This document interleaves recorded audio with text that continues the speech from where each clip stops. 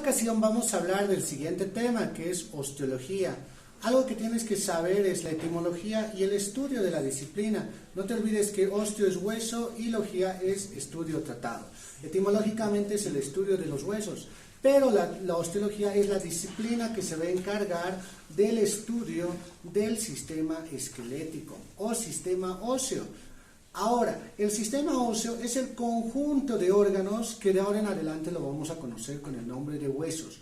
Ojo, un hueso es un órgano. Ahora, todos los huesos, ¿sí?, van a estar compuestos de tejido óseo compacto y tejido óseo esponjoso.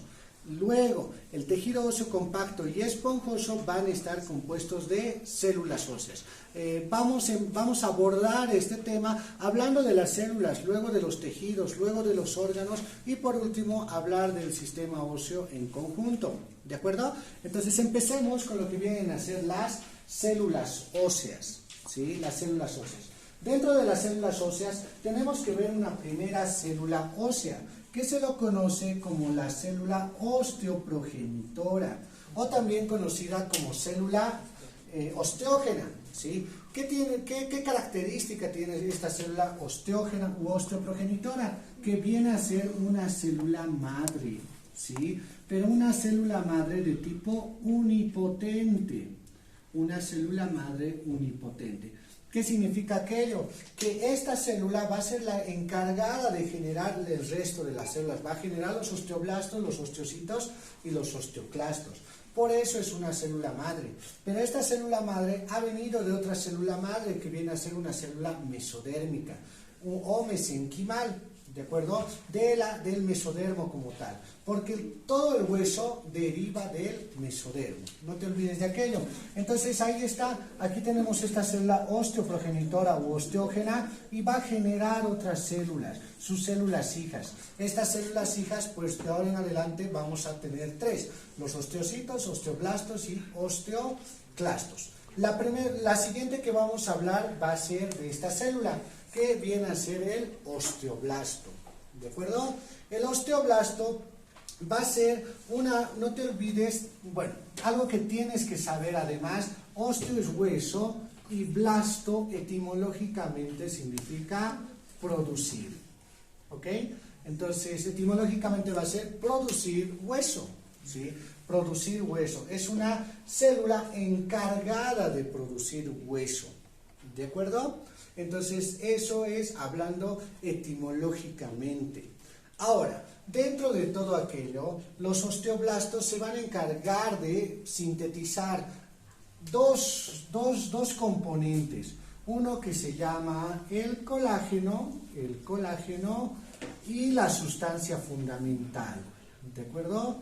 Y la sustancia fundamental. ¿Ok? Entonces, colágeno y sustancia fundamental es lo que se va a encargar de sintetizar el osteoblasto. Ahora, el colágeno y la sustancia fundamental posteriormente se va a conocer como la matriz ósea. Entonces, a vos, si te preguntan, ¿quién es el encargado de sintetizar colágeno? El osteoblasto. ¿Quién es el encargado de sintetizar sustancia fundamental? El osteoblasto. Si te dijeran matriz ósea, no te olvides que la matriz ósea es el conjunto de los dos. ¿Ok? Entonces, el osteoblasto.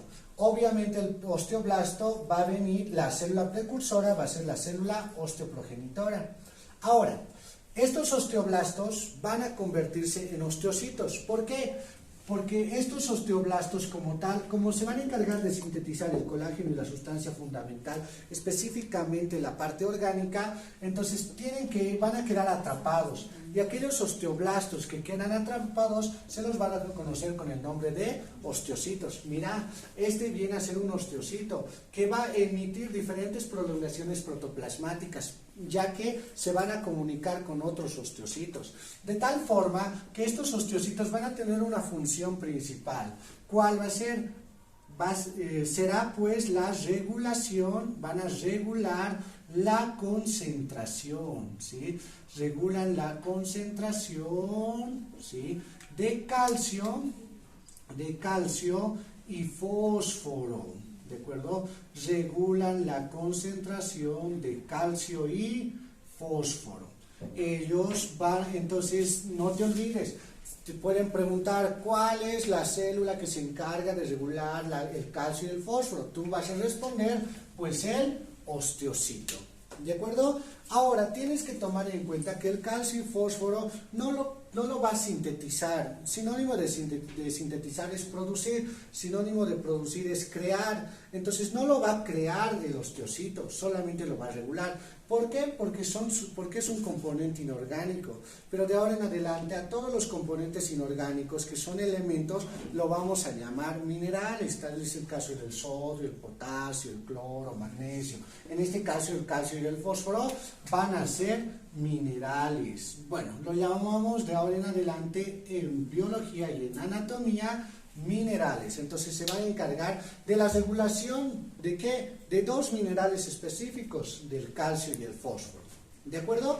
Entonces ese va a ser el osteocito. Ahora, el osteoclasto, clasto, etimológicamente clasto, ¿qué significa? Destruir. ¿De acuerdo?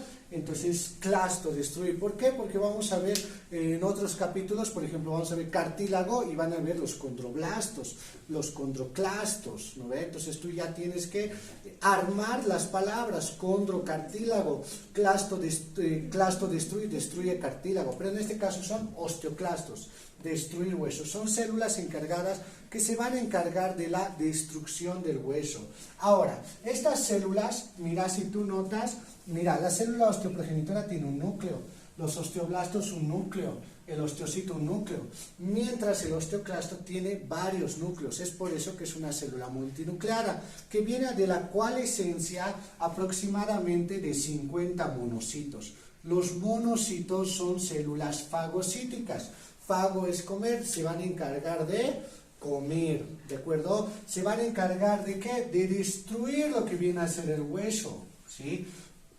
¿Estamos de acuerdo? Entonces tenemos 4 células, así de facilito, ¿ya? Las células osteoprogenitoras o osteógenas, que son células madre. Los osteoblastos, que se van a encargar de producir componentes importantes para el hueso, el colágeno y la sustancia fundamental.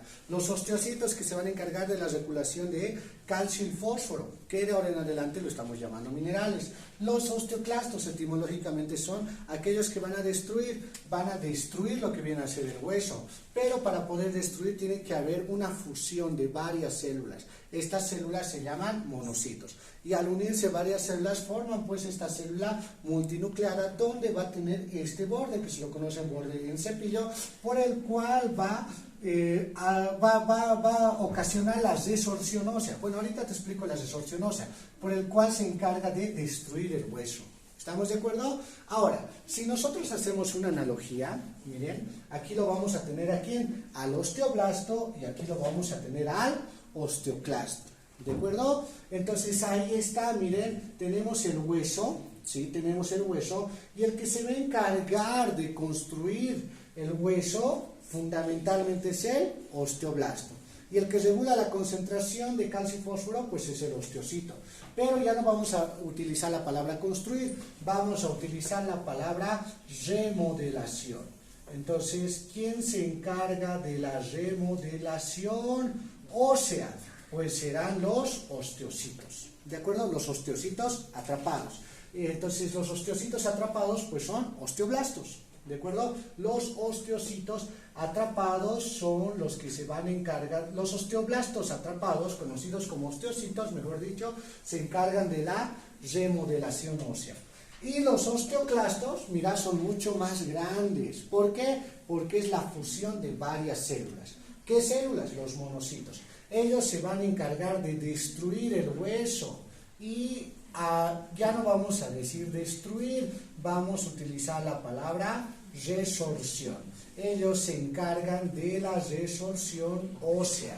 ¿De acuerdo? Entonces, de la remodelación ósea, los osteocitos.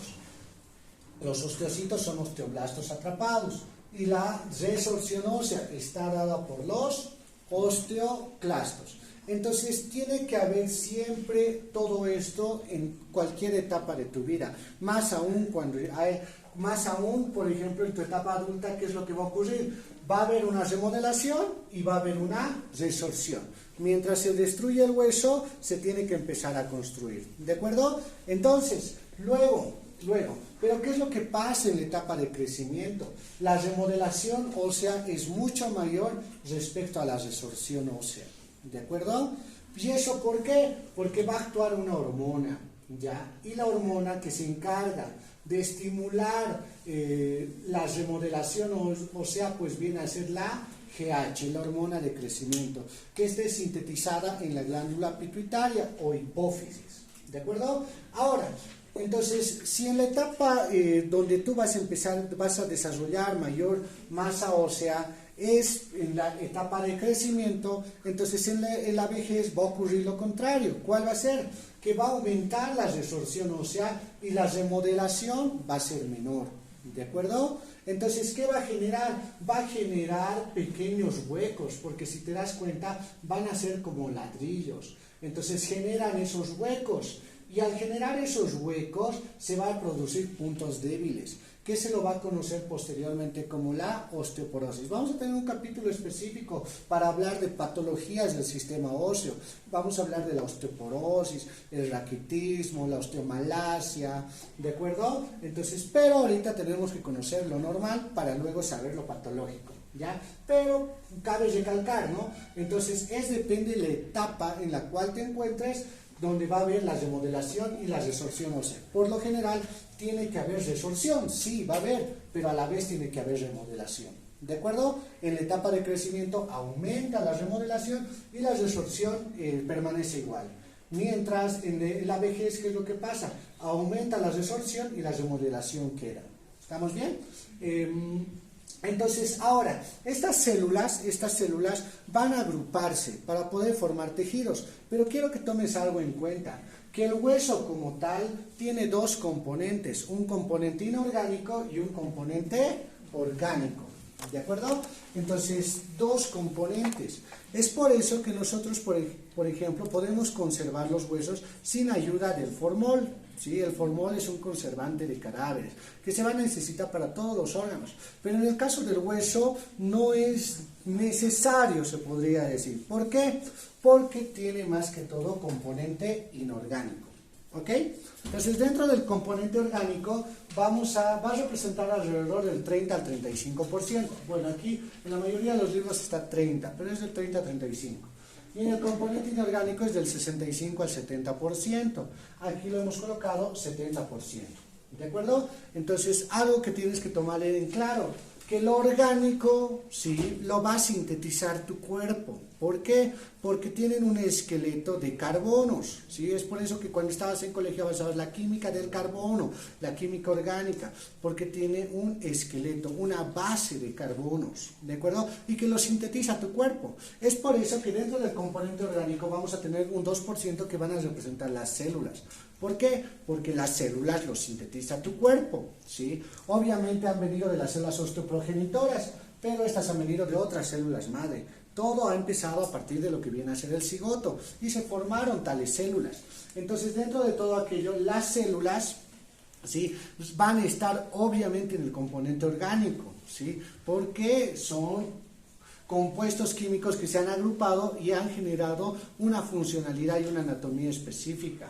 Entonces, dentro del componente orgánico, pues obviamente va a estar las células osteógenas, los osteoblastos, los osteocitos y los osteoclastos. ¿De acuerdo? ¿Sí? Y dentro de lo que viene a ser la parte orgánica, también va a estar ¿quién? El colágeno y la sustancia fundamental. Si te preguntan quién sintetiza colágeno y sustancia fundamental, pues las respuestas son los osteoblastos. ¿De acuerdo? Esta, por ejemplo, se llama matriz ósea, lo vamos a aumentar, matriz ósea. ¿Por qué? Porque hay otras matrices también, por ejemplo, la matriz extracelular, que a veces se confunden. Matriz ósea, o también conocida como osteoide. Osteoide. Matriz ósea u osteoide. ¿De acuerdo? Entonces, que se va a encargar de sintetizar los osteoblastos, ¿sí? Entonces representan el 30%. Ahora, dentro del componente inorgánico, que va a representar el 65 al 70%, vamos a tener un primer componente. El primer componente viene a ser la hidroxiapatita de calcio. ¿sí? Y la hidroxiapatita de calcio lo vamos a colocar aquí. Va a venir a partir de ¿qué? Va a venir a partir del fosfato de calcio. Ahí está la fórmula del fosfato de calcio, más otro componente que viene a ser el carbonato de calcio. ¿De acuerdo? Esos dos componentes van a generar un producto que es conocido como la hidroxiapatita de calcio. ¿Ya? La hidroxiapatita de calcio. No te olvides que la valencia del calcio es más 2, del oxígeno es menos 1, del radical fosfato es menos 3. Aquí va a venir como subíndice 10 para que sea 20, aquí será 2, de tal forma que va a ser menos 2, y aquí va a ser 6. 6 por 3 menos 18 menos 20 más 20, entonces es eléctricamente neutro. Esta viene a ser la fórmula de la hidroxiapatita de calcio. ¿De acuerdo? Entonces, que no se te haga raro porque vas a ver en libros de anatomía, en libros de histología esta fórmula, entonces tú inmediatamente reconoces hidroxiapatita de calcio. ¿De acuerdo? Entonces, estos se los conoce más famosos como los cristales de hidroxiapatita de calcio. Tal vez alguna vez has fracturado, por ejemplo, un hueso de pollo y vas a ver como espinas. ¿De acuerdo? Esas espinas son los cristales de hidroxiapatita de calcio. ¿De acuerdo? Pero tienen que formarse esos cristales y para formarse tiene que haber reactivos y tiene que haber algunos compuestos para que se puedan sintetizar. Tal es el caso del fosfato de calcio y el carbonato de calcio. Hay también, por ejemplo, algunos que no se van a cristalizar, como te dije, del pollo, vas a ver esos cristales. Entonces, ¿qué es lo que ocurre? Entonces va a haber una apatita impura con carbonato de calcio, que significa que no se ha cristalizado, no se ha conformado la estructura como tal. También van a haber otros minerales que van a ser el magnesio, el sodio, el potasio, el flúor y el cloro, ¿de acuerdo? Pero profesor, tendría que estar también aquí el calcio y el fósforo. No, el calcio y el fósforo ya está dentro de lo que viene a ser la hidroxiapatita de calcio. Entonces, recalcando, todo lo que viene a ser el hueso va a tener dos componentes, un componente orgánico y un componente inorgánico. Es importante saber que tiene un componente orgánico, porque al hablar del componente orgánico tenemos que ver las células y cuál es la función de cada una de ellas. Luego tenemos que ver también que estas células tienen que unirse. ¿Y quién va a unir a las células? Pues es la matriz ósea. ¿De acuerdo? Y en la matriz ósea está conformada por el colágeno y la sustancia fundamental. Ahora, la sustancia fundamental tiene varios componentes, como te lo detallamos aquí: la osteocalcina, osteonectina, los proteoglucanos o proteoglicanos, que es lo mismo, las cialoproteínas, la proteína morfogenética, proteolípidos, fosfoproteínas. ¿De acuerdo? También tiene glucosaminoglucanos y todo aquello, pero esto lo vamos a avanzar en un curso más avanzado para un primer año, ¿de acuerdo? Porque tenemos que saber, por ejemplo, la función de cada uno, como por ejemplo la osteocalcina. Osteo es hueso, calcina pues va a representar calcio, ¿de acuerdo? Entonces, ¿de qué se va a encargar? Es la proteína que va a fijar el calcio, va a agarrar al calcio, ¿de acuerdo? En lo que viene a ser la matriz ósea. ¿Estamos de acuerdo? Entonces, cada una tiene una función específica, ¿sí? Pero por el momento tú tienes que saber que existen los componentes, debes memorizarlo y posteriormente vamos a ver la función de cada una de ellas. ¿Estamos de acuerdo? Listo. Vamos continuando. Entonces, las células van a unirse con la matriz ósea y van a formar lo que viene a ser los tejidos, ¿de acuerdo? Van a formar los tejidos. ¿Sí? Van a formar tejidos. Específicamente en el hueso va a ser el tejido óseo, ¿de acuerdo? El tejido óseo. Ahora, tú tienes que recordarte que hay 4 tipos de tejidos: el tejido epitelial, el conectivo, el muscular y el nervioso. El tejido óseo está dentro del tejido conectivo, es un tejido conectivo especializado. ¿De acuerdo? Si te preguntaran el tejido óseo tú tienes que responder tejido conectivo especializado. Y dentro de los tejidos conectivos especializados, aparte del tejido óseo, está el tejido cartilaginoso, está también el tejido adiposo y está la sangre o tejido sanguíneo, que son 4 tejidos conectivos especializados, ¿ok? Ahora, si nosotros vemos, por ejemplo, aquí tenemos un corte del hueso, miren, entonces es de esta forma, vemos, y es como vamos a hacer una rebanada de pastel, así, ¿de acuerdo? Entonces primero vamos a hacer un corte transversal, ¿sí? Un corte transversal para más o menos tener como un pastel, pues ahí, como un pastel, una porción ósea de la diáfisis, ¿de acuerdo? ¿sí? Como un pastel. Luego vamos a sacar una rebanada ahí, una rebanada, ¿de acuerdo? Bueno, en todo caso sería, para que se note mejor, esta rebanada sería, ¿de acuerdo? Y todo esto vamos a hacer un zoom, ¿de acuerdo? Ahí, un zoom, ¿sí? Un zoom, ¿de acuerdo? Entonces sería una rebanadita de aquí, ¡pam! Y vamos a ver cómo va bien a ser la disposición del tejido óseo, ¿de acuerdo? La disposición del tejido óseo. Entonces, lo primero que tenemos que ver, que se va a dividir en dos partes. Mira, aquí, desde aquí hasta aquí más o menos, va a haber una primera división y desde aquí hasta aquí va a ser otra división. ¿Por qué? Porque existen, bueno, todo esto va a representar la corteza del hueso y esta parte va a representar la médula, ¿de acuerdo? Eso hablando como un órgano como tal. Pero en la corteza se va a encontrar todo este tejido que se llama el tejido óseo compacto.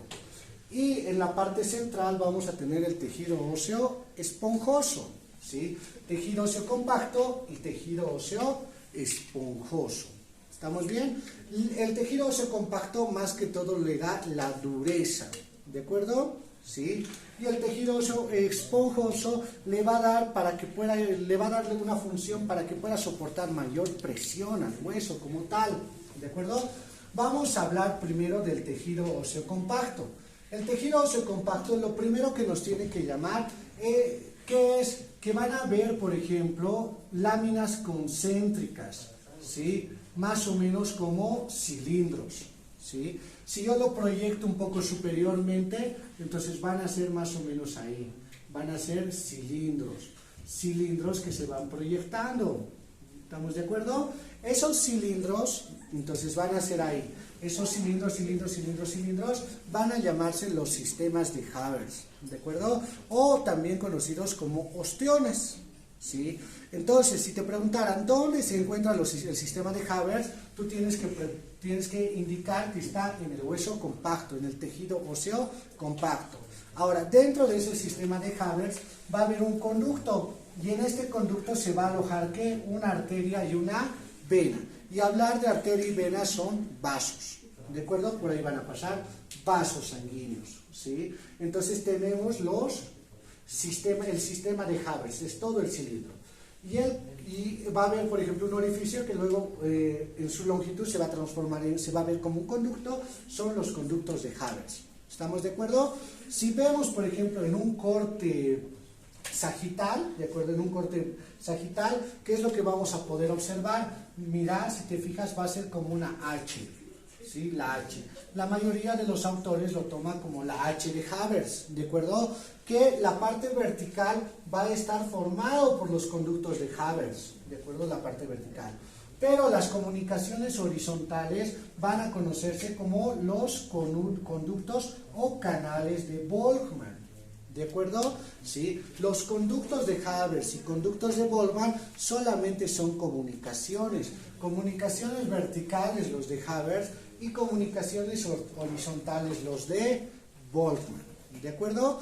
Ahora, luego todo lo que viene a ser, por ejemplo, vamos a tener varias ostionas, luego va a haber una cubierta, la cubierta que envuelve al tejido óseo compacto viene a ser el periósteo, ¿sí? Pero, ¿para qué el periósteo? Porque aquí va a venir lo que viene a ser la inserción, posteriormente vamos a hablar cuando estemos en el sistema muscular, de un músculo, ¿de acuerdo? Y vamos a hablar, por ejemplo, de las fibras de Sapé, ¿de acuerdo? Que van a ser dependencias de lo que viene a ser del periósteo, ¿de acuerdo? Entonces, lo primero que tienes que saber es que hay dos tipos de tejido óseo compacto y tejido óseo esponjoso. En el tejido óseo compacto vamos a tener, en algunos lo llaman, ¿no? Es la unidad anatómica funcional de tejido óseo compacto, sistema de Haber, ¿de acuerdo? Pero tú tienes que ver que en el tejido óseo compacto está el sistema de Haber y ahí vamos a tener que los conductos de Haber. Si hacemos un zoom a esta partecita, por ejemplo, del sistema de Haber, vamos a poder ver a los osteocitos. ¿sí? Atrapados. Y a esos osteocitos atrapados se los conoce como lagunas, pero estos osteocitos van a tener comunicaciones con otros osteocitos que se van a llamar los conductillos, por donde van a pasar sus canalículos, ¿de acuerdo? Entonces, pero eso lo vamos a ver posteriormente, ¿de acuerdo? Más a detalle. Listo. Luego, en la parte central tenemos todo esto, fíjate que está de amarillo, naranja y café, ¿no? Todo esto que representa que el tejido óseo esponjoso. Y cada uno de estos, mira, cada uno de estos son como tabiques, ¿de acuerdo? Pero no se llama tabiques en el hueso, pues se van a llamar de manera adelante que trabéculas, ¿de acuerdo? Trabéculas. Entonces van a tabiquear, van a formar trabéculas. ¿A qué nivel? Para formar un conducto, ¿de acuerdo? Y ese conducto pues va a ser el conducto medular, ¿de acuerdo? Van a formar un conducto medular, ¿de acuerdo? El conducto medular. Ahora, por este conducto medular, bueno, en este conducto, mejor dicho, medular, se va a alojar lo que viene a ser que la médula ósea, ¿sí? La médula ósea, ¿sí? La médula ósea. La médula ósea, te cuento que tiene una función hematopoyética, tiene la función de hematopoiesis.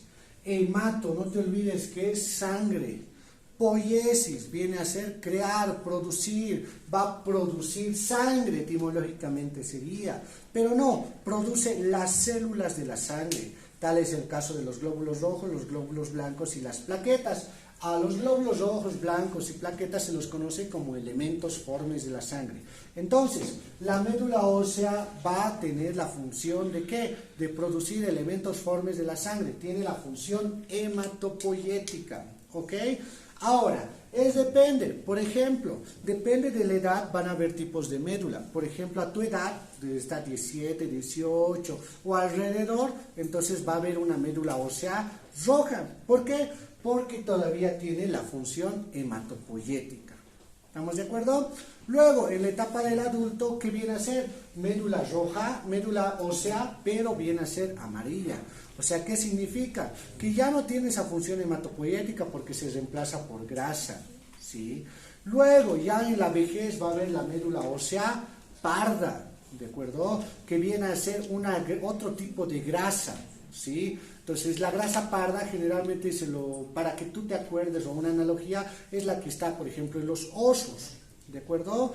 Y la grasa blanca, como se lo llama así, entonces está, por ejemplo, en el cerdo, ¿sí? Entonces ya, por ejemplo, en la vejez hay la médula ósea parda. Es por eso que, digamos, si duermes con tu abuelito, con tu abuelita, son más calientitos, ¿de acuerdo? ¿Es por qué? Porque hay médula ósea parda, ¿de acuerdo? Pero eso va a ir transicionando a medida que van pasando los años. No te olvides, tejido óseo compacto que va a estar en la periferia, ¿sí? Si sacáramos todo el tejido óseo compacto, va a haber el tejido óseo esponjoso, que van a ser trabéculas y van a formar un conducto, ¿de acuerdo? Que se llama el conducto medular, ¿de acuerdo? Por el que se va a alojar la médula ósea, ¿de acuerdo? Y dentro de la médula ósea la función específica es de hematopoiesis, formar elementos formes de la sangre. Muchos se confunden y dicen, ¿forma sangre? No, porque la sangre tiene elementos formes y plasma. Entonces el plasma no lo forma la médula ósea, solamente las células de la sangre, ¿ok? Glóbulos rojos, glóbulos blancos y plaquetas. Vamos con lo siguiente, vamos a ver. Entonces, recalcando, no te olvides que la osteología estudia el sistema óseo y el sistema óseo está conformado por los huesos son órganos. Luego, los huesos como tal van a estar compuestos por tejido óseo y el tejido óseo va a estar conformado por células óseas. ¿Estamos bien? Hablamos de las células óseas, hablamos del tejido óseo, vamos a hablar de lo que es los huesos. No te olvides, el hueso es un órgano, ¿de acuerdo? Un órgano. Y si ese órgano está compuesto de tejidos, claro, tejido óseo compacto y tejido óseo esponjoso. Entonces, lo primero que vamos a ver va a ser, dentro de los huesos, los tipos de huesos, ¿ya? Ahora, Dentro de los tipos de huesos tenemos que ver tres dimensiones. Una primera dimensión que va a ser la longitud, que lo vamos a simbolizar con L de ahora en adelante. Luego vamos a ver el ancho o la anchura, que lo vamos a simbolizar con A. Y también el espesor, que lo vamos a simbolizar con E. Entonces vamos a hablar de tres: longitud, anchura y espesor. ¿Estamos de acuerdo? Entonces, dentro de los huesos largos, por ejemplo, aquí está un número, ¿ya? Luego, en otro video vamos a tener que memorizar todos los huesos de la cabeza, los huesos del cráneo, de la cara, la columna cervical y todo eso, ¿ya? Pero en el otro video, ¿ya? Aquí vamos a ver lo que viene a ser el esqueleto del miembro superior, que está formado por el húmero, medialmente el cúbito, lateralmente el radio, el escafoide, semilunar, piramidal, pisiforme, trapecio, trapezoide grande y ganchoso, los metacarpianos, falanges proximales, medias y distales, con excepción del pulgar, ¿no? Pero mira, hoy te voy a hablar de los huesos, tipos de huesos. Aquí está, tenemos un hueso largo. El hueso largo va a predominar la longitud sobre la anchura y el espesor. O sea, ¿qué quiere decir? Que la longitud es mucho más sobre el ancho y el espesor. Por eso se llama hueso largo. Predomina, por ejemplo, el húmero, el radio, el cúbito, el fémur, la tibia, el peroné, son huesos largos. Ahora, en todo hueso largo van a existir dos extremidades. Actualmente se llaman extremidades. Antiguamente se llamaba epífisis. Les digo antiguamente, ¿por qué? Porque siguen manejando esta nomenclatura. Luego tenemos que el cuerpo ahora se llama cuerpo. Antiguamente se llamaba diáfisis. Y el espacio que existe entre epífisis y diáfisis se lo conoce con el nombre de metáfisis. Y en esta metáfisis se va a alojar un cartílago que se llama el cartílago diáfiso epifisiario o cartílago epifisiario, o más famoso como el cartílago de crecimiento. ¿Estamos bien?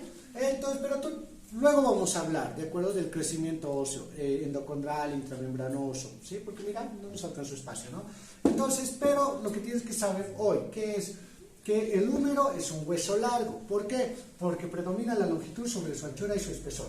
Y como todos los huesos largos van a tener dos extremidades o epífisis y un cuerpo que generalmente es prismático triangular, que se va a conocer con el nombre de diáfisis. La unión del epífisis con la diáfisis se llama metáfisis, y en esa metáfisis se va a alojar el cartílago de crecimiento. Luego vamos a tener los huesos planos. Los huesos planos van a tener una longitud, van a tener la longitud y la anchura van a ser mucho mayor respecto al espesor. ¿De acuerdo? O sea, el espesor es poco respecto a la longitud y la anchura. Por ejemplo, aquí tenemos el hueso parietal. El hueso parietal predomina la longitud y la anchura sobre el espesor. Si no, te lo colocaré. Es más la longitud y la anchura sobre el espesor. ¿De acuerdo? Sobre el espesor. El parietal, la escama del occipital, la escápula o omóplato son ejemplos de huesos planos. Cuando veamos todos los huesos, vamos a identificar qué tipo de hueso es cada uno de ellos. ¿Ok? Luego vamos a tener los huesos cortos. Los huesos cortos, lo interesante que es que la longitud es semejante a la anchura y es semejante al espesor. O sea, que las dimensiones son parecidas, ¿ya? Entonces, los huesos del carpo, entonces van a ser las tres dimensiones parecidas, ¿sí? Del escafoide, semilunar, piramidal, pisiforme, trapecio, trapezoide grande y ganchoso, son semejantes, ¿de acuerdo? O armónicos. ¿Estamos bien? Luego vamos a tener otros huesos que van a ser los huesos irregulares. Tal es el caso de las vértebras, tanto cervicales, torácicas, lumbares. Entonces van a ser huesos irregulares. La mandíbula también es un hueso irregular. Entonces, ¿por qué? Como su nombre lo indica, no tienen una forma definida, ¿sí? Porque en la anatomía se compara con formas geométricas generalmente. Luego vamos a tener huesos neumáticos. No te olvides que neumo etimológicamente significa aire, ¿sí? Entonces van a ser huesos que van a tener una cavidad y en esa cavidad van a alojar aire, ¿de acuerdo? ¿Dónde generalmente están? Están alrededor de la cavidad nasal, esas cavidades donde se aloja aire. Es por eso que se llaman los senos paranasales. Todos los huesos que van a formar los senos paranasales, pues van a ser huesos neumáticos. Luego vamos a hablar de los huesos sesamoideos. El hueso sesamoideo que siempre se lo estudia o siempre es el ejemplo va a ser la rótula o también conocido como patela. ¿De acuerdo? Patela. La característica, bueno, oide es parecido a sésamo, parecido a los granos de sésamo.